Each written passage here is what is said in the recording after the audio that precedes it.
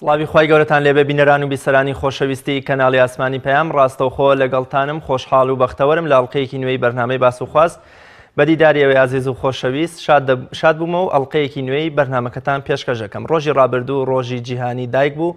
لێرەوە ڕێز و خۆشەویستیەکی زۆرم بۆ دایکی خۆشەویستی خۆم و تەواوی دایکانی دنیا و کورد زمانانی دنیا هەیە و ئومێد ئەەکەم هەمویان لەش ساغ و تەندروست بن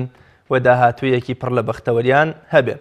پیاوێک لە پێغەمبەری خوا صلی الله علیه و سلم دەپرسێت ئەی پێغەمبەری خوا صلی الله علیه و سلم، چ کەسێک شیا و شایستەی ئەوەیە کەوا چاکە و خۆشەویستی خۆمی بۆ دەرببڕم؟ پێغەمبەری خوا صلی الله علیه و سلم دەفەرمێت دایکت. پیاوەکە لە جاری دووەمدا پرسیار دەکاتەوە ئەدی دوای ئەو کێ؟ ئەفەرمێ هەر دایکت. لە جاری سێمیشدا پێغەمبەری خوا صلی الله علیه و سلم دەفەرمێ هەر دایکت و لە جاری چوارەمدا دەفەرمێ باوکت. تەنانەت زۆر جار کەسانێک هاتوونەتە خزمەتی پێغەمبەری خوا صلی الله علیه و سلم کە بیان با بۆ جیهاد کە یەکێکە لە فەریزە هەرە گەورەکانی ئیسلام، پێغەمبەری خوا صلی الله علیه و سلم لەبارەی زیندومانی دایکیانەوە لێی پرسیون، ئەوانیش کە وتیان دایکمان ماوە، پێغەمبەری خوا صلی الله علیه و سلم ناردوونیەتەوە و ئاماژەی بەوە کردووە کەوا خزمەتکردنی دایک و خۆشەویستی دەربڕین بۆ دایک یەکێکە لە بگرە لە جیهاد گەورەترە. بۆیە لە فەرمودێکدا بە یەکێک لە هاوڵەکانی فەرموو بزانن کەوا بەهەشت لەژێر پێی دایکاندایە و کە تۆ هاتووی جیهاد بکەی بڕۆ خزمەتی دایکت بکەوە بەهشتت بۆم سۆگەر بۆ. بۆیە قسەیەکی زۆر جوان هەیە، دەڵێ کاتێکەوە سروشت و گردوون نەیانتوانی هیچ ڕێز و بەهایەک بۆ دایک دابنێن، ئەوە ئاسمان بەهشتی لەژێر پێی داینا. ئێمە لەم بەرنامەیەدا باز لە ڕێز و گەورەی و شکۆ و حورمەتی دایکەکەین. ئەو دایکەی کە ئەتوانم بڵێم هەرچی شاعیر و نووسەری هەرە گەورەی دنیا هەیە شعری تایبەت و نووسینی زۆر زۆر جوانیان بۆ دایکگوتووە و لە بەرهەم و نووسینەکانی خۆیاندا جێیان کردوتەوە. بە میوانداری زۆر بەڕێز مامۆستا تافگە محەممەد، مامۆستا و دایک و چالاکی کۆمەڵی مەدەنی، تاوتوێی گەورەی و پرس و ڕێز و شکۆ و حرمەتی دایکەکەین لە کۆمەڵگەی موسڵمانان و لە کۆمەڵگەی خۆماندا و هەوڵ ئەدەین گەورەی و چمکێک لە گەورەی و ڕێز و حرمەت و شکۆی دایک باز بکەین. بەڕێز مامۆستا تافگە محەممەد زۆر بەخێر بێ و سپاس بۆ ئامادەبوون. پێم خۆشە پێناسە و سەرنجی خۆت لەسەر دایک بڵێ. دایک لای تۆ چییە و چی ئەگەین؟ بسم الله الرحمن الرحیم. دەستخۆشی بەرنامەکەتان پێشەشێکت زۆر جوان هۆنی بۆ دەستخۆشیتان لێەکەین. لە ڕاستیدا وشەکان پیتەکان هەمووی عاجزن، یعنی دەستەوسان دەوەستنەوە کە کاتێ باسی دایک دەکرێت. تا ئێستا پێناسەیەک کە پراوپڕ هەڵگری مانای دایک بێت تا ئێستا نەکراوە. چەندین ڕۆمان نووسراوە، چەندین شعر نووسراوە، چەندین وتار و مەقالە نووسراوە لەسەر دایک کە تا ئێستا کەس نەیتوانیوە پێناسەی دایک بکە. بەڵام من دڵم دایک ئەو کەسەیە کە ژیان دروست دەکات. دایک دروستکەری ژیانە. یعنی ئەگەر هێمایەک ئێستا هەموو شتێک ڕەنجێک و هێمایەکی هەیە، ئەگەر من هێمایەک دابنێم بۆ دایک هێمای سەوزی بۆ دادنێم، چکە هێمای ژیانەوەیە، هێمای ژیانەوە و ڕەنجی ژیانەوەی کەواتە ژیانەوە لە دایکەوە هەڵدەقڵێت. دایک شتێک نییە مەسەرەن بتوانی وەسفی بکەیت، خۆی ئەتوانێ وەسفی خۆی بکا بە کردەوە و بە هەڵس و کەوت و بە سۆز و بەزەی و بەس جاری وایە بە سیرکردنی بۆ مناڵەکانی ئیتر پێناسەکەی لە سیرکردنەکە ئەگەر مناڵەکە هەستێکی زۆری هەبێ بەرامبەر دایکەی بەس لە سیرکردنی دایکەکە دەتوانێت پێناسەکە وەربگرێت. زۆر باشە کە کامێ ئەو پێگە و ئەو ڕۆڵ و ئەو شوێنە تایبەتی کە پێویستە ئێمە بە دایکمانی بدەین. بەڵێ پێگەی دایک و باوک خۆی لە قورئانە خوای گەورە فەرموویەتی وەوەصەینە الئینسانە بیوالیدەیهی ئیحسانە. ئالەوەیە هەردووچی پێناسە کردووە خوای گەورە کە تەوسیە کراوە بە ئینسان مرۆڤایەتی، کە لێرە کە دەڵێ مرۆڤایەتی لەو بڕگەیە مرۆڤایەتی هەمویان بیلوالیدەینی ئیحسانە. ئەنجا لەوێ ئاراستەکە ئاراستەی ئەولادە، ئاراستەی کوڕ و کچە، وەوەصەینە الئینسانە بیوالیدەیهی ئیحسانە. یعنی هەموو مرۆڤەکان پێویستە چاکە کار بن بەرامبەر دایک. کەواتە چاکە ئیحسان حتا لە حەدیسی چا پێغەمبەر صلی الله علیه وسلم فەرموویەتی ئیحسان زۆر گەورەترە لە هەموو چاکەکان. کەواتە لێرە خوای گەورە بە ئیحسان وەسفی ئەوەی کرۆ تەوسیەی ئینسانی کرۆ کە بەرامبەر دایک و باوکی بکە. لە بڕگەی دووەمی ئاەتەکە خوای گەورە فەرموویەتی باسی دایک دەکە حەمەلەتهو ئوممه وەهنەن عەلا وەهن. لەوەیە تایبەتمەندیەکەی داوەتە دایک، کەواتە لەوەیە قورسایی دایک ئەلێ وەهنەن عەلا وەهن، کە دایکێک وەهنەن عەلا وەهن قورسی لەسەر قورسی بۆ ماوەی 2 ساڵ حمله وفیصاله في عامين يعني هەڵگرتنی مناڵەکە لەگەڵ جیابوونەوەی لێ یعنی فیساڵ زیادە بێتەوە لێ مناڵەکە 2 ساڵ ئەو مناڵە بەردەوام شەو ڕۆژ لەگەڵ دایکەکەی پەیوەستە ئالەوێ ئیتر دەبێت چۆن ئەو مناڵە دوای ئەوە پێناسەی دایک بکات چۆن ئەو مناڵە قورسایی دایکەکەی هەڵگرێتەوە قورسایی دایکەکەی هەڵگرێتەوە ئەوە تا ئەگەر سەیری هەموو ئاەت و حەدیسەکان بکەین نە لە حەدیسی پیرۆزە نە لە ئاەتی پیرۆزە تەوسیەی دایک و باوک نەکراوە بەرامبەر بە مناڵ چونکە شتەکە فطریە شتەکە یعنی هەڵگۆزراوە پێویست ناکات تەوسیە بکرێ خۆی تەوسیە کراوە کە کاتی دایکەکە مناڵەکە هەڵدەگرێ ئەگەر خۆشەویستی نەبێت ناتوانانی تۆ 9 مانگ ئەو مناڵە هەڵگری ئێستا علم دەری خستووە ڕسمەکان دێنێتە پێشەوە ڕسمی و ئافرەتەی کە حەملی نییە و ڕسمی و ئافرەتەی کە حەملی هەیە هەموو گیانی خوار بۆتەوە هەموو ئێسقانەکانی چۆتە سەریەک ئەڵێ ئەگەر دایک برسی بوو خواردن نەبوو بیخوا ئێسقانەکانی دەپوچێتەوە دەیدا بە مناڵەکەی بۆی مناڵەکە لە ناوسچیان نەمرێت ئەلم دەری خستو ئەی بۆچی دایکەکان زۆر بەیان دانیان نەماوە دایکان زۆر بەیان هەر لە گەنجی ئەژنۆیان یێشێ قاچیان یێشێ کەواتە مناڵەکە لە ئێسقانی دایکەکە دەخوات یعنی لە هەنا و کڕۆکی دایکەکە دروستوە ئایا ئەو ئینسانی کە لە هەنا و کڕۆچیەکێک دروست بێ چۆن ئەتوانێ لەکوێیە پێگەی دایکەکەی دابرێت بەڵام بەداخەوە من دەڵێم ئێستا ئەوانەی ڕوو لە خوان ئەوانەی تۆزێک ویژدانیان هەیە ئەوانەی سەقافەتێکی کۆمەڵایەتیان هەیە دەتوانن پێگەی دایک و باوکیان لە شوێنێکی باشدا دابنێن بەڵام کەسانی کە هەن و ئازانن دایک و باوک خەلق بووە بەس بۆ ئەوی خزمەتیەوەم کە تا مردن بیڵێن و نێڵن دایک و باوک تا مردن خزمەتی ئەولادەکە بەڵام ئەی کە گوتت کردت بە واجب لە سەرشانیان ئەوە تا قورئان تاوەکو 2 ساڵ واجبی کردووە کە پەیوەست بێ بە دایکەکەم دەڵێ یەکەم مناڵ کە یەکەم کەس چاوی ئەکاتەوە چاوی بە دایکی ئەکەوێت یەکسەر چاوی بە دایکی ئەکەوێ مناڵ هەبووە مردووە لە ناو یعنی لە کاتی لە دایک بوون کە خستویانەتە سەر دڵی دایکی سەرسینگی دایکی لەگەڵ ترپەی دڵی دایکی دڵی هاتووە تۆ جێگای خۆی کەواتە دایک لە دڵی خۆی بەشی دڵی مناڵەکەی دایەوە مناڵەکەی ژیاندەوە ئەی ئەتوانی بڵێ لە پێگەیەک لە چ شوێنێک لە چ مەکانەتێک ئەو دایکە دابدرێ ناتوانی بڵێ ئەوە مەکانەتی دایکە تۆ مەکانەتی بەرز و عولیا هەیە تا خوای گەورە بەهشتی لە ژێر پێی دایکان بەهشت لە ژێر پێی دایکان معنایەوە نییە دایک وەستا و بەهشت لە ژێر پێی دایکەکەیە مانای ئەوەیە کە ئەگەر بتەوێ بچیتە بەهشت ئەبێ لە ژێر دایک و باوکا بڕۆی بۆ بەهشت یعنی ئەوە نە خۆ نزم کردبێتەوە بۆ دایک و باوک ئەوە نا پەیوەست بووبی بە دایک و باوک ئەوە نە یعنی لە ئاسی دایک و باوک تا ئەوە نە ئینسانیەتی خۆتت جوان کرد بێت لە ژێر پێی ئەوانەوە بەرەو بەهشتا ئەڕۆیت کەواتە ناتوانانی بڵێ پێگەی دایک و باوک دەچێت ئەبێ بەرزترین پێگە بەرزترین شوێن بەرزترین مەقام مناڵ لە بۆ دایک و باوکی دابنێت مامۆستا تافگە چی لەو فەرمودەیە دەخوێنرێتەوە چی لێ هەڵدەگۆزین کە پیاوێک 3 جار ئەم پرسیارە لە پێغەمبەری خوا صلی الله علیه وسلم دووبارە دەکاتەوە کە کێ شیا و شایستەوەی چاکی لەگەڵا بکەم ئەو هەر دەفەرمێت دایکە لەنا لە فەرمودەیەکی تریشدا کاتێککە هەڵ دەگەڕێ بۆ سەر مینبەرەکەی 3 هەنگاودەنێ فەرمێ ئامین ئامین یەکێک لەوانە دەڵێ یا خواالوتی ئەو کەسە بە قوڕاچێکە بە دایک و باوکی دەگات و ناتوانێت لە ڕێی ئەوانەوە بەهشت بۆ خۆی مسۆگەرکە بەڵێ ئەو حەدیسە بە دوو شێوە هاتووە چێ شایستەی ئەوەیە باشەی لەگەڵ بکەم چێ شایستەی ئێوە ببن بە هاوڕێ ببن بە هاوڕێ ئەوەی ببن بە هاوڕێ هەر 3 جار پێغەمبەر صلی الله علیه وسلم فەرموویەتی دایکت لە چێ شایستەی ئەوەی کە چاکەشی لەگەڵ بکەم ئەوەش هەر دایکت ئەنجا چوارەم باوکت مانای ئەوە نییە پێگەی باوک کەمتر بێ لە دایک بەڵام قورسایی ژیان وەکو گوتم پێشەچی یعنی دروستکەری ژیانە دایک دروستکەری لە هەناوی دایکا مناڵ دروست دەبێت یعنی ئەگەر دایکەکە نەبێت ژیان دەوەستێت ئەگەر ئافرەت نەبێت ژیان وەستاوە ئالەوەیە پێغەمبەر صلی الله علیه وسلم کە 3 جار فەرموویەتی چونکە ئەزانێ ئەو دایکە چەند دڵسۆزە یعنی مناڵ چاوی ئەکاتەوە شیری ئەداتێ دایکی کە گەورە ئەبێ دەستی ئەگرێ دارەدارەی پێەکە خواردن ئەکا بەدەمیە دوایی معدل خەریکی خزمەتێتی لە جلشتن لە نان حازرکردن لە شەو نخوونی لە کاتی نەخۆشیە هەمووی دایکەکە ئەیکا ئیتر کە مناڵ چاو ئەکاتەوە ئەزانێ ئەو دایکە واجبیەتی ئەوە بکات وازانێ واجبیەتی نازانێ ئەوە هەڵقوڵاوی هەست و سۆزێکە دایک کە بەرامبەر مناڵەکەی پاروەکە لە دەمی خۆی دەردێنێ دەیخاتە دەمی مناڵەکەی نازانێ ئەوە دایکە یعنی کە پێوەکو وتم پیچ پێناسەیەک هەڵی ناگرێ ئیتر مناڵەکە بە شتێکی مەئلوف ئێستا ئێمە چۆن خۆر بەردەوام لەبەر چاومانە مەئلوفە قەدری نازانین بەڵام کاتێک کە کارەبا ئەکوژێتەوە شەوە یەکسەر کارەبایەتەوە چەند لامان مبارەکە چەند دڵمان خۆش دەبێ یەکسەر هەموو هەز بە خۆشیەکەی کەسی کە بەیانی هەڵەستین خۆر هەڵاتووە و ئەزانی شتێکی مەئلوفە و واجبیەتی خۆر ڕووناکمان بکاتەوە دایکیش بە هەمان شێوەی خۆر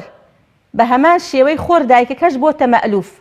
یعنی کە مناڵەکە ئەزانێ دایک و باوکەکە بەردەوام خزمەتی ئەکەن شتێکی مەئلوفە یعنی شتێکەوە ئەزانی تر واجبیانەوە ئەزانێ تەنها ئەو ئەرکەیان هەیە ئەرچیانە نازانێ دایک و باوک لە هەناوی خۆیان و خزمەتی مناڵەکانەکەن بۆیە پێغەمبەر صلی الله علیه وسلم تەوسیەی دایک و باوکی کردووە بە تایبەتی ئەوە کە تەوسیە ئەولادی کردووە کە بۆ دایک و باوک باش بن بەڵام تەوسیە وەکو گوتم دایک و باوکی نەکردووە کە بۆ مناڵ باش بن چکە پێویستیان بە تەوسیە نییە چکە خوای گەورە لە جبلەیانە لە جیناتیانە لە DNA-یەکەیانە دروستی کردووە کە هەر لە مناڵیەوە هەستی ئومومە و هەستی دایکاتی لە کچا هەیە هەستی باوکاتی و بەرپرسیارەتیش لە کوڕا هەیە کەواتە لەگەڵی گەورە دەبێ بەڵام کاتێک کە تەوسیە ئەولاد ئەکرێ ئوموکە ثومە ئەباک ئەو کاتا بۆت دەردەکەوێ کە پێغەمبەر صلی الله علیه وسلم ئەفەرمێ دایکتان مەئلوف نییە واجبی نییە کە خزمەتتان دەکا ئەوە خۆیەتی پاڵنەرێک کە خوای گەورەوە خەڵقی کردووە لە ژیانی خۆی کۆمیش بێتەوە حەزەکە مناڵەکەی هەڵگرێتە سەر پشتی ئەوە تا دایک زەرعاتەکە مناڵ بە پشتیەوە دەبەستێت ئەوە تا دایک چێژ لێنێ مناڵ لە باوەشیەتی ئەی بۆچی مناڵ ناتوانێ ڕۆژێک دایک و باوکەی بخاتە باوەشی ناتوانێ بۆ چونکە تیانیە بۆ دایک و باوک بەڵام بۆ مناڵەکەی خۆی تایەتی بۆ مناڵەکەی خۆی چکە خوای گەورە ئەو بەشەی داوە بەو کەواتە ئەو شتە مەئلوفەی کە تۆ بەردەوام لە بەردەمتایە و لە بەرچاوتایە و خزمەتت دەکا بەبێ مقابل ناوێ هیچی ناوێ دایک هیچی ناوێ دایک و باوک ئەمڕۆ ئەگەر بیان بێ دەیدەن بە ئەولاد بەڵام هەرگیز ساوەڕێنین ئەولاد بیان داتێ بۆیە پێغەمبەر صلی الله علیه وسلم تەوسیە ئەکات کە تۆ مادیەن و معنەویەن ئەبێ سوحبەتی دایکت بکەی ئەبێ خزمەت و چاکەکاری بەرامبەر دایکت بکەی ئینجا بەرامبەر باوکت چکە مناڵ چاوی لە دەستی باوچێتی بەڵام دایک هەموو کاتێ بەخشیوێتی و زۆر جار نەشی بۆ لە نەبوونی شەهر بەخشیوێتی ڕاستە مامۆستا تاوگە کورتکردنەوەی ژیان لە تەنها ڕۆژێکدا بۆ دایک ئایا بۆ منە ئێمە پێویستە تەنها لە ساڵێکدا دایکمان بیرکەوێتەوە لە ساڵێکدا خۆشەویستی و پیرۆزبایی لە دایکمان بکەین لە ساڵێکدا بە بیرمان بێتەوە کە کەسێک هەیە ژیانی ئێمەی بەدەست بۆ دوای خوای گەورە کورتکردنەوەی ئەوەی کە بگدەگوتێ ڕۆژی دایک ستەمێک نییە ئەگە بۆونە هەمومان قورسایی و خۆشەویستی و دەربڕینەکەمان بخینە و ڕۆژەوە ئەمڕۆ ڕۆژەکانیان بۆ هەموو شتەکان داناوە یعنی ئەوە تا ڕۆژی گوڵ هەیە ڕۆژی ژینگە هەیە ڕۆژی ژنان هەیە ڕۆژی کرێکاران هەیە حتا ڕۆژی ئاو هەیە ڕۆژی ئاگر هەیە ینی هەموو ڕۆژەکانیان داناوە هەموو ڕۆژەکانیان دانا بۆچی بۆی لەو ڕۆژەیە بتوانی وەسفی ئەو شتە بکەیت لەو ڕۆژەیە بتوانی وەسفی ئەو شتە بکەیت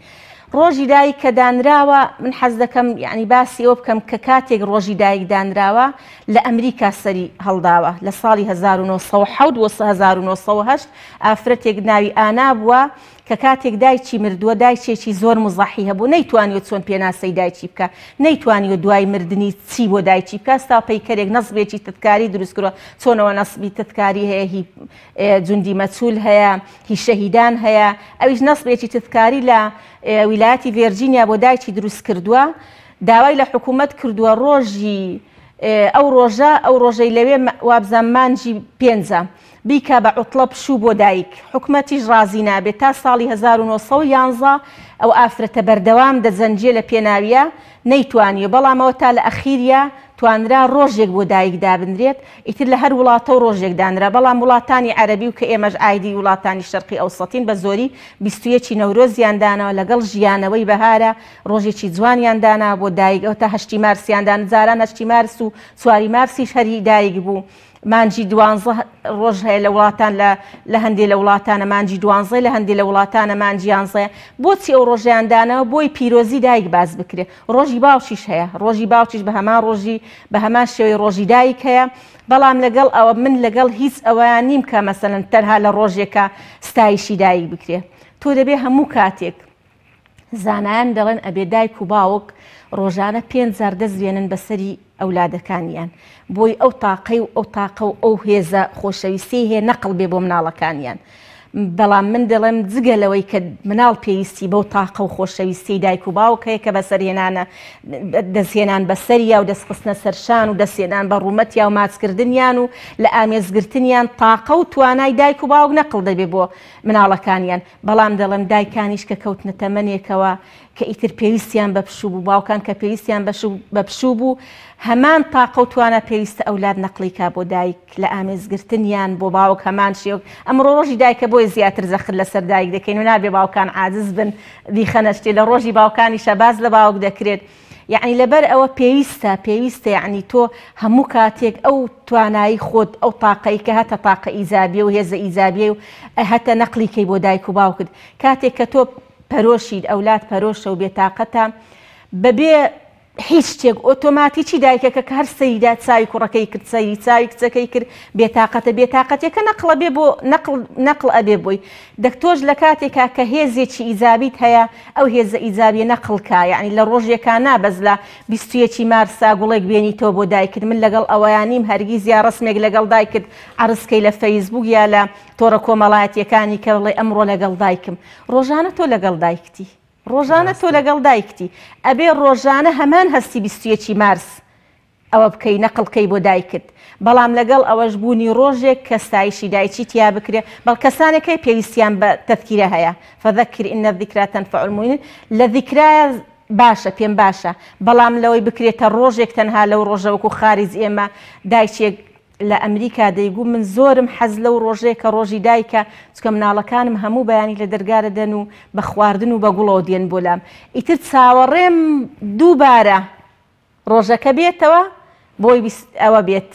بێنەوە بۆ لام نە ئێمە دەڵێن دەبێت هەموو ڕۆژی دایک بێ لە لای ئێمە هەموو ڕۆژی حتا ئەو دایکانەی کە مردووشن ئێمە دەبێت ڕۆژانە چاکەکانیان بێنینە پێش چاوی خۆمان بۆی دوعای خێریان بۆ بکەیت چکە ئێستا ئێمە ئەوان دوو چاوەڕێی دوعای خێرن انقطع هەموو شتێک پچراوە لە بینی ئێمە و ئەوان تەنها دوعایەکە پێیان دەگات ڕاستە تاڤگە خانم ئەو پەیوەندیە ڕۆحیە بەردەوامەی کە لە نێوان دایکدا هەیە بۆ منداڵ وەکو وتمان دایک هەمیشە پەیوەندیەکی ڕۆحی هەیە تەنانەت ئەم ڕەحمە پێغەمبەری خوا صلی الله علیه وسلم وێنامان بۆکە کە لە جەنگێکدا ئافرەتێک بە دوای منداڵەکە ئەگەڕێ هەر مناڵە ئەبینێ بەخۆی ئەگوشێ ئاخر جاکە مناڵەکەی خۆی بینێتەوە زۆر بە شێوەیەکی تند ئەیگوشێ بە سنگیەوە بە جۆرە خەریکە ئێسقانەکانی ئەشکێنێ پێغەمبەری خوا صلی الله علیه وسلم فەرمێ گومانتان هەیە ئەو دایکە ئێستا ئەو منداڵی فڕێبداتە نێو ئاگرەوە ئەفەرمێن نەوەڵا دەفەرمێ خوای گەورە لەوە بەڕەحمترێ ئیمامی عەلیە فەرمێ ئەگەر بۆ منە محاسەم بدەنە دەست خدای گەورە و دایکە من خدای گەورە بڵژێم چکە لە دایک بەڕەحمتر مانای وایە دایک ئەوەندە بەڕەحمەتی دوای ڕەحمی خوا بەڕەحمترین کەسە بۆ منداڵ زۆر جار لە کۆمەلگەی خۆشمانە مەحویە فەرمێ لەگەڵ گریان و زاری حازرە بۆت فەریاد ڕەسێ مەحوی لێ بکو و ڕێدەدا بگری پیری تەریقەت ئەفەرمێ ئەوەی کە لە کۆمەلگەی خۆمانە منداڵ زۆر جار ئافرەت لە کۆڵانە ئاڵێ شیرەکەم ژۆڵا لەوە چێ منداڵەکەم برسی بێ یان بۆونە پاروەکەم بۆ قوت ناچێت لەوە چێ ئەو مناڵم کە لە سەفەرایە برسی بێ ئەم پەیوەندیە ڕۆحیە چۆن لێگەدەیتەوە جەنابەت وەکو دایکێک ئایا بۆونە ئەم پەیوەندیە ڕۆحی هەیە کە لە نێوان دایک بۆ منداڵە بەڵێ مەسەلێک هەیە بە زۆری لە سووریا ئەڵێ ژنێک بە هاوسەرەکەی دەڵێ بڕۆ دایکت بکوژە و دڵیم بۆ بێنە ئەڵێ کوڕەکە ئەچێ دڵی دایکی دەردێنێ و لە ڕێگا ئەکەوێت لەترێک ئەدا و ئەکەوێت دایکی یەکسەر دڵەکە بە جوابیە دەڵێ کوڕەکەم نا یعنی ئەو مەسەلانە لە خۆ نەهاتۆ بە فعلی وایە بە فعلی وایە بەبێ ئیرادەی خۆت زاری وا هەیە دایک ڕائەچڵەچێت ئێمە مامۆستایەکمان لەگەڵ بوو لە مەکتەب یادی بەخێر ناوی سزەچیە بوو لە مەکتەب دانیشت بووین پشومان هەبوو یعنی فرسەمان هەبوو لە پڕ یەک ناڵەی لێوە هات کاتی جەنجی عێراق ئێران بوو کوڕەکەی هەندەسەی تەواو کردبوو ئەسکەر بوو یەک ناڵەی لێوە هەستا ئێمەش وتمان ئەوە چی بوو سزە چییە گوتی کوڕەکەم شتێکی بەرکەوت یعنی ئەو کوڕەکەی لە محەممەرە بوو وابزانام لەو شوێنانە بوو یعنی زۆر دوور بوو وتی کوڕەکەم شتێکی بەرکە وتم بۆ چۆن زانی پێمان وتی یەکسەر پشتم موچڕشێکی پیاهات وەکو بڵێ دەماری پشتم ڕابچێشن ئێمەش وتمان دەی هەر دڵن لای کوڕەکەتە تاقە کوڕێکی بوو لەگەڵ کچێک دوای دوسێ ڕۆژ خەبەری بۆ هات تۆپێک تەقیوە دەرگایان دانابوو وەکو حاجز دەرگاکە بەرپشتی کوڕەکەی کەوتبوو دوای 2-3 ڕۆژ هەل لە هەمان لە حەزەی ئەو دایکە ئەو ناڵەی کرد یعنی ئەو خۆم بە چاوی خۆم بینیومە ئەو دەرگا بەرپشتی کوڕەکەی کەوت بە شکوری چی لێ نەهات ئێستاش کوڕەکەی ماوە مەبەز لە چی یعنی ئەو پەیوەندیە ڕوحیە هەستی پێ ناکەی تۆ هەستی پێ ناکەی حتا یعنی لە کاتی حەرەجانە بێت من هەموو جارێک مناڵەکانم ئەبینم کچەکانم کوڕەکەم خۆشیەک بە گیانما دەڕوا بەدەست خۆت نییە ینی هەست ناکەی کە ئەبینی دانیشتون بەیەکەوە پێەکەن و قسەکەن لە خۆتەوە زانی هەموو دنیای تۆیە هەستیش ناکەی بۆ یعنی بۆچی تۆ ئەو هەستت هەیە شتەکە لە ئیرادەی خۆتانیە لە ئیرادەی خۆتانیە یا جاری وایە تۆ خەوێک دەبینی خۆ ئەوەنە ساڵحیش نین مەسەلەن بڵێ خەوی ئەنبیا و ساڵحین خەوی بە خەوەکانیان دێتە جێ بەڵام لە خۆتەوە خەوێک ئەبینی هەستەکەی شتێک بەڕێوەیە بۆ مناڵەکانت ئینتر شتەکە ئیزابی بێ سلبی بێت یعنی کەواتە ئەو پەیوەندی ڕوحە خوای گەورە خەڵقی کردووە لە دڵی دایک و باوکە بە تایبەتی دڵی دایک چونکە دایک پارچەیەکە یعنی پارچەیەکە ئەو ئەولادەی کە لێ ئەبێتەوە پارچەیەکە لە خۆی بتەوێ و نەتەوێت لە خوێن و گۆشت و هەست و نەستی تۆیە هاتوۆتە دەرەوە ئیترە و پەیوەندی حتا مردن دەمێنێتەوە ئێستا علم خەریکی ئەو دیراساتانەیە بۆچی ئەو پەیوەندیە بەردەوام ناپچڕێت بۆ ئەو پەیوەندیە بەردەوام ناپچڕێ بۆچی مناڵێک کە تازە لە دایک دەبێ 2 مانگە مانجیەکە یعنی جارێ هیچ نازانێت لە دوورۆ دایکەکەی خەریکی لە مەتبە خەریکی ئیشە مناڵەکە ئەگری دایکەکە بەزەر ئەڵێ گیان وا هاتم یەکسەر هەست بە دەنگەکەی ئەکا هەستەکە دەنگەکەی غەریب نییە ئەو ڕۆژە دیراسەیەکیان کردووە 15 دایک و 15 مناڵ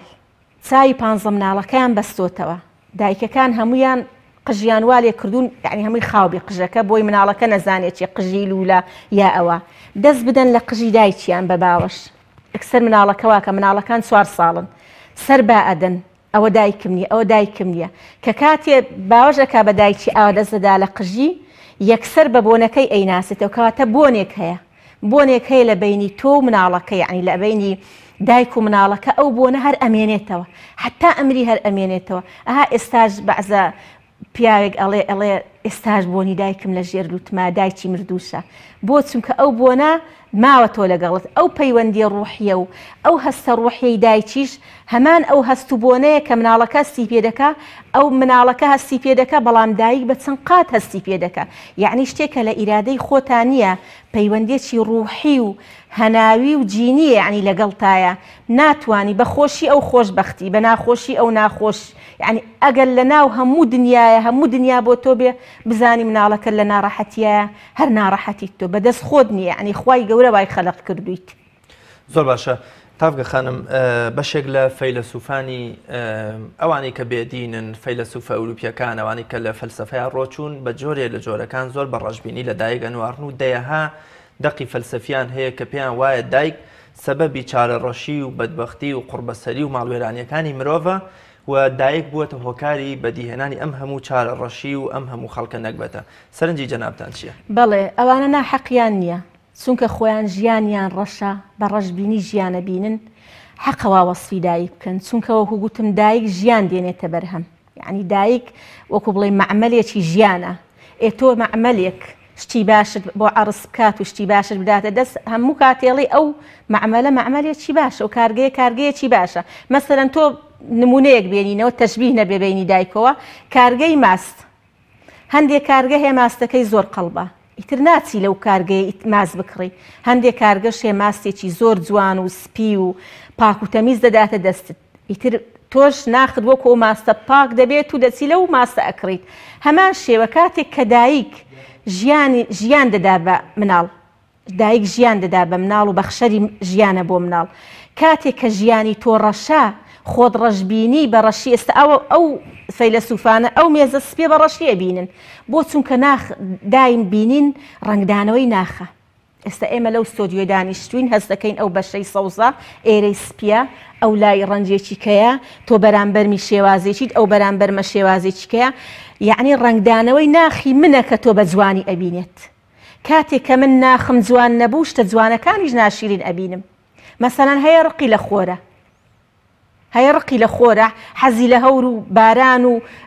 هەورە بروسکەیە بۆ چونکە ناخی ئەو بەو شێوازە ئەو شێوازەی حەز لێیە. فەیلسوفەکانیش ناخیان ڕەشە، ئەوانەی کە بەو شێوەی وەصفی دایک دەکەن، ژیانیان هەمووی بە قورسی گرتووە. خۆی دایم دەڵێ هات یەکێک کە زۆر دەچێتە عمقۆ دەڵێت خوا دانیشە فەلسەفەم بۆ لێمەدا.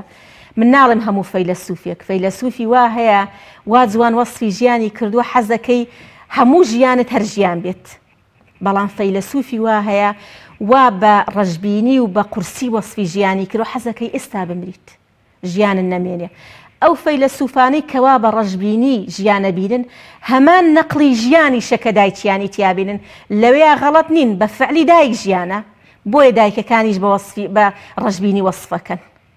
زۆر باش. تاکە خانم، پیاوێک بە پێغەمبەری خوا صلی الله علیه و سلم دەفەرمێ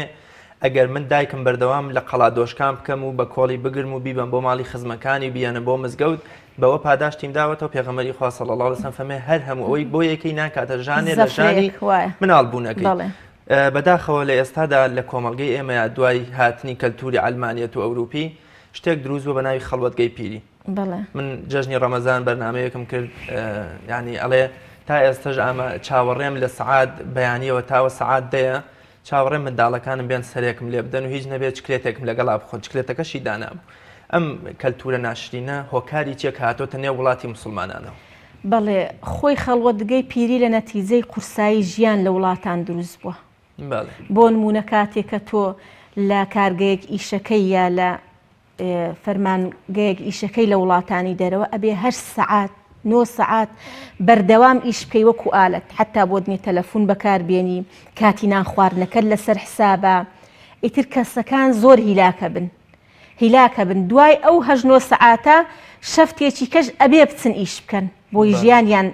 دەستەبەر بێنن. چکە قورسە ژیان لە وڵاتانە کە خەڵک ئەمڕۆ هەمووی ئەڵێ ئەچمە خارج، ئاوایە خارج وەکو ئێرە نییە. بەڵێ ڕۆبۆتێکە و ئیشەکەیت و بە هیچ شێوەیە مانای ئینسانیەتی تیا نامێنێ، ڕێک وەکو ئالەتێک دێیت و دەچیت، ئاوا ئەتێن و ئەدبەن وەکو ئالەتێک. ئیتر ئەوان لە هەفتەیەکە 5 ڕۆژ بەردەوام وا ئیشەکەن، ئەوەی پەیاشی ئەەکەین لە 2 ڕۆژە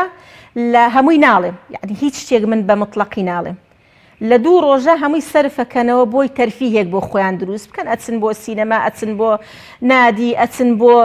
گەشت. جاری واکە هۆڵیدەیان هەیە پارەکۆ ئەکەنەوە لە 20 ڕۆژ و 40 ڕۆژە ئەچنە دوورە وڵات. ئیترە و کاتە فریایی دایک و باوک ناکەون، دایک و باوک خۆشی ئیترە و کاتە حەزەکە بچێتە ئەو شوێنانە. بەڵام ئەی من و تۆی موسڵمان لێرە کە هیچ کامێکمان لە 6 سەعات زیاتر ئیش ناکەین، قەینا گەنجی ئێستا هەندێکیان منیش لەگەڵ ئەوم هەندێکیان زۆر ئیشەکەن، بەڵام لەگەڵ ئەوە خۆکچەکانیان وا ئیش ناکەن، هەموو کوڕەکان وا ئیش ناکەن. بۆچی تۆ تەقلیدی ئەوە دەکەیتەوە، بۆ تەقلیدە جوانەکان ناکەیتەوە. باشە خارج و دەوڵەتە پێشکەوتوەکان مەعەدل خەریکی علم و تەکنەلۆجیا و گەڕان بە دوای ئیلمانجاری وا هەیە 40 ساڵ دیراسە لەسەر مێشولەیەک دەکەن، ئێمە بۆ ناتوانین 40 سانیە سەیری مێشولەیەک بکەین. بۆ لەوە تەقلیدیان ناکەینەوە، بۆ لە شتێک تەقلیدیان دەکەینەوە کە ڕووخێنەرە بۆ دایک و باوک، کە ڕووخێنەرە بۆ خێزان. ئێمە جاران مەسەلێکمان هەیە ئەڵێ ئەگەر پیرت نەبوو بڕۆ پیرێ بخوازە، بۆ چونکە پیر وەکو هەر ڕێک وەکو مەوسوعەیەک وایە، وەکو مەوسوعەیەک وایە. ئەگەر پیرەکە لە ژوورەوەش گەورە بوو بێ دەرەوەشی نەبینی بێ، وەکو مەوسوعەیەک وایە هەمبانە بۆرینەیەکە بۆ خۆی هەرچی شتە جوانەکانی ژیانەتیایەتی. تۆ بۆ ئەو کولتورە جوانە و ئەو کتێبە تاریخە جوانە دەخەیتە شوێنێک کە ئەویش دەفەوتێنی خۆ زەمیریشیان مرتاح نیەوانە، هیچ کاتی ویژدانیان ئاسوودە نییە، هەموو کاتێنە ئاسوودەن، بەڵام دەیانەوێت تەقلید بکەنەوە. ئێمە لەگەڵ ئەوە نین بە هیچ شێوەیەک دایک و باوک بەردەوام لە خەڵوەتگەی پیری بن. هیچ نەبێ وەکو تۆ ناتوانی کوڕێکی ناتوانی دایک و باوکت بەخێو بکەیت، قەیسیەکە جەژنەکان پشووەکان بڕۆ بیهێنە ماڵەوە، ڕۆژانی هەینی بڕۆ بیهێنە ماڵەوە ئەگەر تەقلیدی شەکەیتەوە. با ئێمە کولیە تەقلیدەکە نەقڵ نەکەین. بەڵام من لەگەڵ ئەوەم هەموو جارە باسیشم کردووە ئەگەر خوا بیدا و بیکات و یەکێک سپۆنسەر بکات کڵەپێک بۆ پیر دروستکەین، کڵەپ نادیەک بۆ پیر. ئێمە لە ئەمریکا لە ویلایەتی شیکاغۆ سەفەرێکمان کرد، گوتیان ئەچین بۆ نادیەکی بەتەمەنەکان کە چین تقریبا 300 ئافرەت و پیاوی بەتەمەنی تیا بوو. ڕۆژانە یا هەفتەی 4 ڕۆژ ئەچن بۆ ئەو نادیە مەسە ئەوانەی کە لە ماڵەوە لەگەڵ کوڕکچەکانیان ئەژین ئەچن لە سەعاتدەی بەیانی تاوەکو 4-5 ئێوارە لەوێ ئەبن خواردنە بچووکەکەی خۆیان ئەبن لەوێ مۆسیقا لێ ئەدەن طقوساتی دینی خۆیان وەکو مەسیحێت ئەکەن دائەنیشن سەرگوزشتەی خۆیان دکتۆر دێ فەحسیانەکە زەختیان ئەگرێ شەکریان ئەگرێ کەسێکی پسپۆر لە بواری کۆمەڵایەتی دێ تۆزی قسەیان بۆ دەکا بواری ڕۆشنبیری کتێبیان ئەدەنێبی خوێنە واجباتیان ئەدەنێ ڕاضەیان پێ ئەەکەن یعنی ئەوە شتێکە بۆ ئێمەش پێویستە ئال هەموو جارێکە لە شوێنان ئەبینم مەجموعەیە پیر دانیشتون دامە ئەکەن بەبەرد لە ناو خۆڵە ئەڵێم خۆزگە کڵەپێکمان بووە ئەو پیرانە بە پاسبیان هێنا بە هەفتەی 2 ڕۆژ یەکی هەفتەی 2 ڕۆژی 4 سعات لەوێ بمانەوە قسەمان بۆ بکربان تەرفیهمان بدابانە پیری ئێمە زۆر داماوە یا چایخانەیەک هەیە ئەچێت چاک ئەخواتەوە کە چا بۆ ئەو تەمەنە خراپیشە ئەنجا ئەچن بە عەدە سوعبەتێکەکەن سوعبەتەکە لەگەڵ تەمەنیان ناگونجێ یا پیرمان ژنێکە دانیشتووە لەسەر قەرەوێڵەیەک بووکەکەی پێی ناخۆشەکە لە دەرگا ئەدرێ خەسوەکەی ئەڵێ ئەوە چێ بوو لە دەرگایدا ئەو هیچ کەسنی قسەی لەگەڵ بکە ئەی نەپرسیەوە چێ بوو لە دەرگایدا لە مەکتەب دێتەوە نەوەکەی چیتان خوێن ئەمڕۆ ئەڵە تۆ حەقت چیە لە چی لە خوێنەواری ئەزانێ ئێوە قسەش نەکات ئەو قسەش نەکات ئەگەر کڵەپێک هەبێت مەسەلەن نادیەکە بێ بۆ ئەو پیرانە لە هەفتەیەکە ڕۆژێ 2 ڕۆژ بیان هێنی و بیان بیت و سەقافەتێکی کۆمەڵایەتیان بدەیتێ چۆن هەڵسوکەوت بکەیت چۆنەوە بکە یعنی بەجددی ئەو خەڵوەتگەی پیریە مردنی خۆشترە ئەو دایک و باوکە لەوەی بخرێتە خەڵوەتگەیەکی پیری بەردەوام هیچ نەبێ من لێرەوە ڕوویدە من دەکەمە ئەو کوڕکچانەی کە دایک و باوچیان لە خەڵوەتگەی پیریە لە ڕۆژانی پشوبیان هێنە ماڵەوە پاچیان بکەنەوە دایەنێن لە ناو خێزانیان ئێمە چەندین حەکات و سەرگوزشتەمان هەیە چی بچێنی ئەوە ئەدووریتەوە خۆب خەزیێگای ئەو تەمەنا ئەەکەم من ئێستا خەسووم و خەزورم دایکم و باوکم بمابان بۆی بمتوانی با بەدڵی خۆم چەند خزمەتمان کردوون خوای گەورە قبوڵی بکە بەدڵی خۆمان خزمەتمان بکرد زیاتر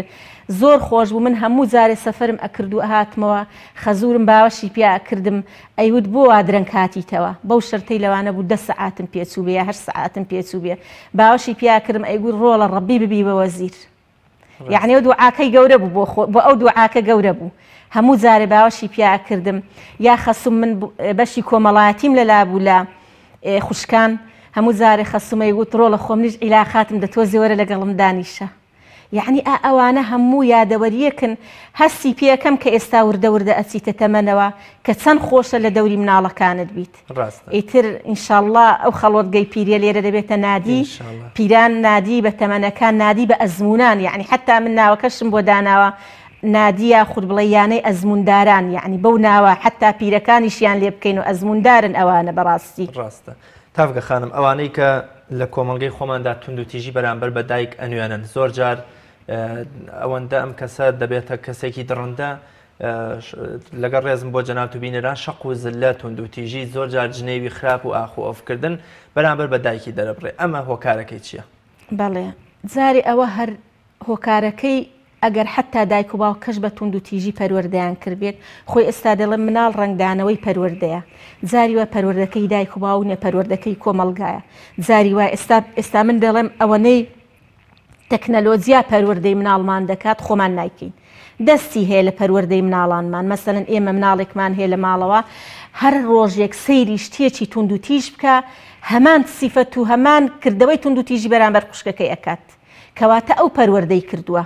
ئەو پەروەردەی کردووە لەبەر ئەوە من ئەڵێم بەس ئەو حەدیسەیان بەسە کە خوای گەورە هەموو زوڵمێک هەڵەگرێ بۆ ئاخیرەت هەموو خراپەیەک تەنها زوڵم لەگەڵ عقوقی والیدەین دەیبینێتەوە لە دنیا مستەحیلە ئەوەی بەرامبەر دایک و باوکی بکەیت ئەولاد بەرامبەرت ئەکات ئەگەر ئەولادی شت نەبێ خۆت دەوروبەر بەرامبەرت ئەکا لەبەرەوە هەر کەسێ دەیەوێت لە تەمەنی پیریە بەختەوەر بێ با باش بێ بۆ دایک و باوچ چونکە وعدی خوای گەورەیە وعدی خوای گەورەیە هەڵی ناگرێت عقوقی والیدەین تونند و تیژی بەرامبەر دایک و باوک خراپە بەرامبەر دایک و باوک لە دنیا لابد ئەیبینیتەوە لە دنیا لەبەرەوە بەڕاستی یعنی ئەگەر هۆکارەکەشی دایک و باوک بێ کە تونند و تیژ بێ ئەگەر هۆکارەکەشی هەرچیەک بێت خۆخوای گەورە کاتێک کە تەوسیە دەکا بە ئەولاد باش بن بۆ دایک و باوک نەیفەرموو دایک و باوکی باش بە مطلقی باسی کردووە دایک و باوک هەر دایک و باوکە ئەگەر خراپیش بوو بن بۆت خۆ دایکەکە نۆمان کەڵی گرتووی بە پێسی سکو دوو ساڵی شیری داوی تێبە نەبوونی خۆ گەورەی کردووی وای لێ کردووی زمان فێربین ئەی بۆ بە زمانی دایک دەڵێن زمانی دایک چکە لە دایکەوە فێری قسە بووی دایکەکە هیچ نەبێ فێری قسەی کردووی باوکەکە هیچ نەبێ شەون و خونی و کرێکاری بۆ کردووی ئێ تۆ چاکەی ئەو چاکەیان بدەوە ئەگەر خراپیش بوون ئەو چاکەیان بدەوە کە تۆیان گەیاندۆتە ئەو مەنزلە و ئەو تەمەنە. زۆر باشە. تافگە خانم مافی دایک بەسەر ئێمەوە چییە و ئەرکی ئێمە بەرامبەر بە دایک چێ پێویستە چی بکەین بۆ ئەوەی بتوانین بەڕاستی بە حەقیقی بە شێوەیەکی شیاو مافی دایکماندا بێ و ئەرکی خۆشمان بەرامبەر بە ئەو بەجێگەیان دەبێت. بەڵێ ژیان هەمووی ئەخز و عەتایە یعنی وەرگرتن و دانەوە ئەوەی لە دایکت و باوکتت وەرگرتووە ئێستا قەرزە لەسەرت ئەبێ بیدەیتەوە ئەبێ بیدەیتەوە وەکو باسمان کرد کە دایک چۆن ئەولادی گەورە کردووە باوک چۆن ئەولادی گەورە کردووە ئێستا تۆ ئەگەر قەرزێ من قەرزێک لە تۆ بکەم ئەگەر بە تەماژ نەبم بدەمەوە تۆ هەتا بە تەمای من چاود لەسەر منە کە تۆ قەرزاری ملی هەموو مناڵە قەرزاری دایک و باوکن هەموو مناڵە قەرزاری دایک و باوکن ئەنجام مەرزێت ئەو قەرزە بە مادی بدەیتەوە قەرزاری معنەوی من باسیەکەم قەرزاری مادی نیە و وازیبی دایک و باوکە کە مناڵەکانیان گەورە کردووە پەروەردەیان کردووە بەڵام ئەو قەرزە معنەویە یەکەم شت ڕێزە بە جوانی ناوی بێنە مەسەرەن جاری وایە کوڕێک یا کچێک زۆر بە سوعبەتەوە بە دایکیڵا پیرێژن چۆنیت یعنی ئەوە منزلە و هەڵی ناگرێ بۆدا هەرچەنە لەوانەیە زۆر لە خۆشەویستی شیاویڵێتەوە بەڵام هەر قورسە بۆ دایک یعنی ئەگەر نەشیڵێ پێم ناخۆش هەر قورسە لەوانەیە پێشی خۆش بێ بەڵام ئایا ڕێزەکەی گەیشتۆتە ئەوە تۆ بە دایکە یعنی کەلیمەی دایک پێی گەورە دەبێت هەر کە پێرگو دایە دایک پێی گەورە دەبێت ئەنجا تۆ بە پیرێژن ناوی بێنیت یعنی هەر ئالەوەیە لە بەشی ڕێزەکەی کەمت کردوتەوە ئەو واجبانەی ئێمە بەرامبەر دایک و باوک یەکەم شت ڕێزە دووەم شت ئاگالێبوونە ئەها دایک چۆن هەمومان واین یەکەم جار دائەنیشین دوای دارە ئەکەین ئەنجا دوای پێ ئەگرین ئەنجا دوای بەهێزە بین وردە دێینەوە خوارەوە کە کاتێ دایک کەوتە دارە دایک و باوک کەوتە دارە لە جێگای خۆت پارود لە دەمبێ مناڵ لە باوەش بێ داینەوە بە پەلە بڕۆ دەستیان بگرە لەوێ یعنی لەوێ ئەها دەڵێ بەهێزی خۆت هەڵیان ستێنە ئەنجا بزانە تۆ کاتێک کە هێزت نەما مناڵەکان بەهێزی خۆی هەڵت ئەستێنن دوای لە کاتی نەبوونی و محتاجیە یعنی پێمان خۆش بێ و پێمان ناخۆش بێت جاری وای مرۆڤ لە تەمەنێکا دەکەوێتە محتاجی مادی و معنەوی لە کاتێکا کە دایکەکە محتاجە یا باوکەکە محتاجە ئەگەر کرێکاریت کردو شەو و ڕۆژ لە سەر بلۆک بارەکەیت لە کاتی پێویستیە ئەبێ لە دەمی خۆت بگریتەوە بیدەیتە ئەوان چەندین مەسەلمان بیستووە چەندین نمونەمان بیستووە کە کوڕ شیری کڕیوە مناڵەکەی گریاوە بۆ شیرنەی داوەتێ تا دایکی ئێستاوە شیرەکەی کردووە بە دەمی دایک و باوچی ئالەوێ ئەو لە کاتی پێویستی مادیش دەبێت تۆ شەونخونی بکەی بۆی بتوانێ خاستن لەو تەمەنانە هەمووی پێویستی بە حەبی زەختە پێویستی بە حەبی شەکرەیە پێویستی بە شتێکی جوانە یعنی زاری وا دایکەکە ئەڵێ ڕۆڵە کراسێک هاتۆ لە بازار ئەڵێن زۆر جوانە ئەڵێن جا پیرێژن خۆ تۆ ناچی دەرەوە کراست بۆ چییە ئەو مردنی دایکەکە خۆشترە مردنی دایکەکە خۆشترە وەڵا بڕۆ قەرزی بۆ بکە بۆی بکڕە ئەنی کەواتە کۆمەڵێک شت یعنی هەمووی لە ڕێز و لە خزمەت و لە تەقدیر و لە ئاگالێبوون و لە خواردن و لە هەموو شتێکا دەبێت تۆ بتانی ئەو مافەی کە لە سەرتە بەرامبەر دایک و باوک بیکەی بە ئەرچێک و تەقدیمی کەیتۆ بۆ دایک و باوک ئەرکتە و وەکو یعنی ئەو ئەرکەی کە لەسەر شانی تۆیە وەکو هەدیە بیان دەیتێ نەک وەکو ناڕەزای و بێتاقەتی بە هەدیە بیان نەرێ بە ڕووخۆشی بیان نەرێ یعنی کە تۆ دەیتەوە باوکەکە یا دایکەکە چاوەڕێ تۆ نوقڵێکت بۆ هێنابن ئەڵێ خۆ تۆ مناڵی نوقڵت بۆ چییە ئینسان کە پیر بۆ مناڵە بێتەوە هەموو مرۆڤێکە کەوتەوە تەمەنی پیری هەندێک طفولەی بۆ دەگەڕێتەوە تەمەنی مناڵی بۆ ئەگەڕێتەوە خاستن ئەو دایک و باوکانەی هەندێ نەخۆشی زەهایمەر و هەندێ نەخۆشی یعنی من لە مەجلیسێکا دانیشتبووم دایشێک تووشی زەهایمەر ببوو کوڕەکە باسی لە قسەکانی دایکی ئەکرد بە گاڵتە پێکردن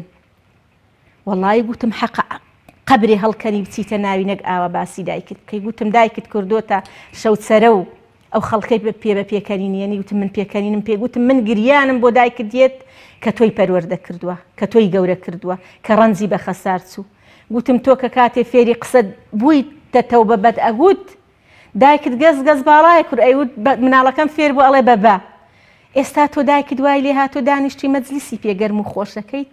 یعنی ئەوانە هەموو شتانێکی ناشرینن بەڕاستی ئێمە بەڕووی سوعبەتەوە بەڕووی قسەی خۆشەوە دایکم وای کرد باوکم وای کرد باوکم وەڵات داوکم شتی بیرەچێتەوە دایکم شتی بیرەچێتەوە ئێتەمەنە و تۆش پیا ئەڕۆیت ئەو خانانەی مێشک وردە وردە ئەمرێ و لەسەر مێشکا کەڵەکە بێ شتەکان بیرەچێتەوە هەمومان پیاتی ئەپەڕی تافگە خانم کۆتا پرسیارم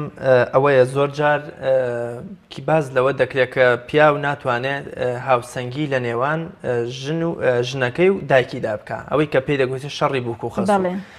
تەنانەت بۆونە پێغەمبەری خوا صلی الله علیه وسلم جەنابەت ئافرەتی کە عایشە بەرامبەر بە ژنێکی مردووی وەکو خەدیجە خانم غیرەی هەبووە چ جا ئێستا لەم سەردەمەشا کە چەندێ لە ئیسلام دوورکەوتوینەتەوە یان بۆمنە زۆر جار پیا و ناتوانێت ئەم هاوسەنگیە ڕابگرێ یا بۆمنە زوڵم لە ژنەکەیەکە لەبەر دایکی کەمەیان تا ڕادێت توانین بڵێن زۆر کەمە زۆر جار بۆمنە ژنەکە دەبێتە هۆی دابڕینی پەیوەندی نێوان کوڕ و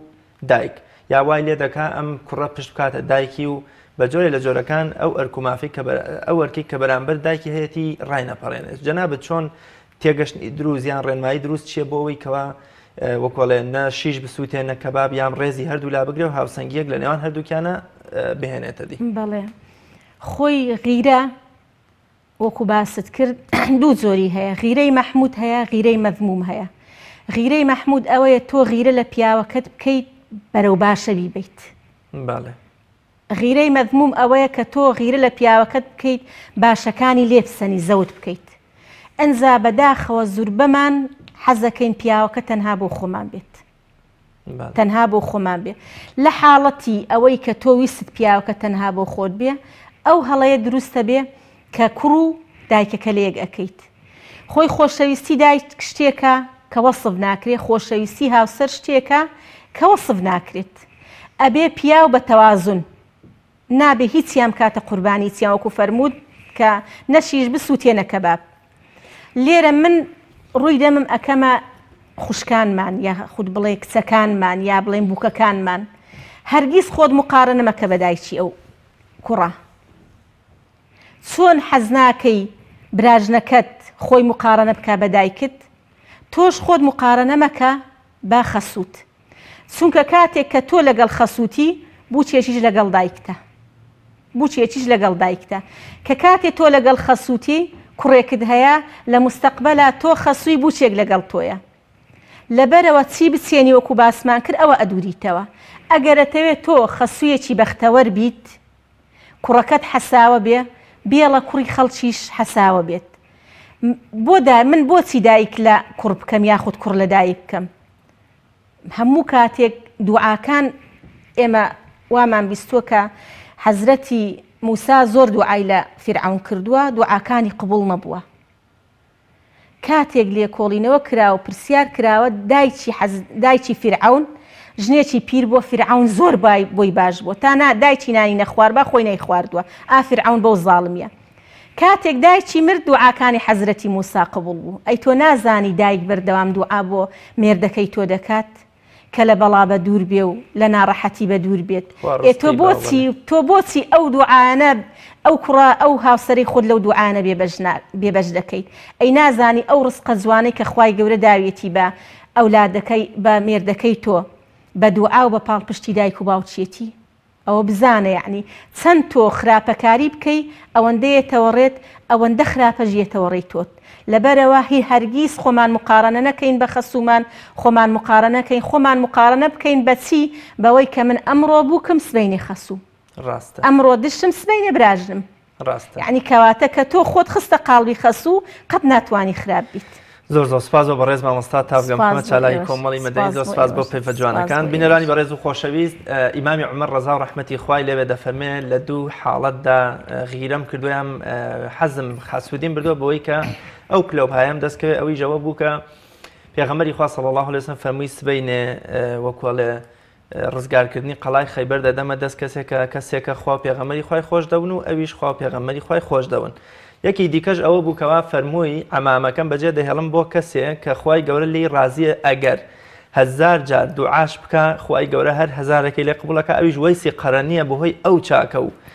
خزمەتە لە بەرچاوی کە بەرامبەر بە دایکی هەیەی و دەیان جار کەوتە ڕێ لە یەمەنەوە بێ بۆ خزمەتی پێغەمبەری خوا صلی الله علیه وسلم بەڵام تەندروستی دایکی تێک دەچوو بۆیە دیداری پێغەمبەری خوای بەنسیبنەوە بەڵام پێغەمبەری خوا صلی الله علیه وسلم